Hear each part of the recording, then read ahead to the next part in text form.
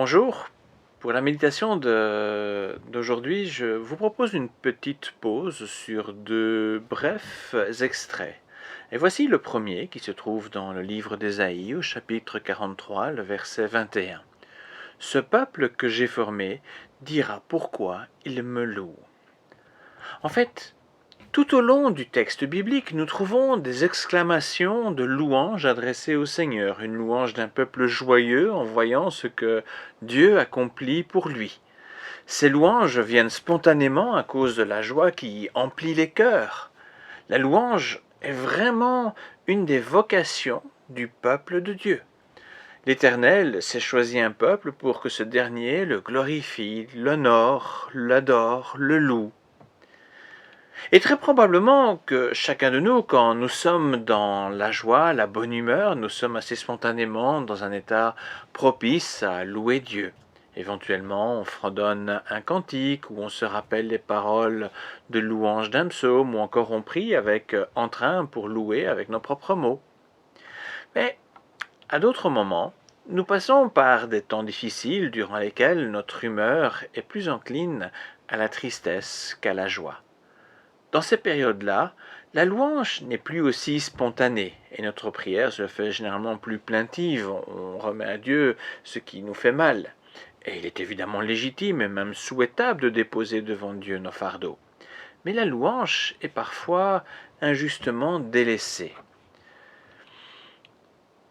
En citant les deux états d'esprit, ces deux états d'esprit un peu opposés, on peut se rendre compte qu'il existe en fait un risque que notre louange dépende de cet état d'esprit et non du sujet loué, c'est-à-dire le Seigneur. Dieu ne change pas et ce qu'il accomplit reste incroyable, quels que soient nos états d'humeur. Il existe donc toujours des raisons de louer Dieu, même dans les temps d'épreuve. Alors voici à présent un deuxième extrait, cette fois dans le Nouveau Testament, dans l'épître de Paul, qui écrit à l'église d'Éphèse ces quelques mots, ce chapitre 5, les versets 19 et 20. Encouragez-vous les uns les autres par des psaumes, des hymnes et des cantiques inspirés par l'Esprit. Chantez des cantiques et des psaumes pour louer le Seigneur de tout votre cœur.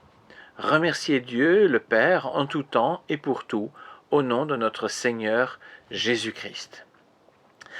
Alors Paul appelle à remercier le Seigneur en tout temps, favorable ou non, et pour tout, et bien sûr inspiré par l'Esprit qui nous habite. Il rappelle ainsi que non seulement la louange n'est pas réservée qu'au moment où nous sommes plutôt dans la joie, mais aussi que Dieu continue à agir et qu'il y a toujours de bonnes raisons de le louer. Puis la présence de l'Esprit en nous, elle aussi, est continue, quel que soit notre état d'humeur. L'apôtre décrit aussi plusieurs types de louanges, dire des psaumes ou des prières, lues ou chantées. Mais regardons ce qu'il dit juste avant. Encouragez-vous les uns les autres. La louange est bien entendu une expression de reconnaissance venant de notre cœur et qui plaît à Dieu. Reconnaissance pour ce que Dieu accomplit, aussi pour ce qu'il est. Or, la louange permet également de s'encourager les uns les autres.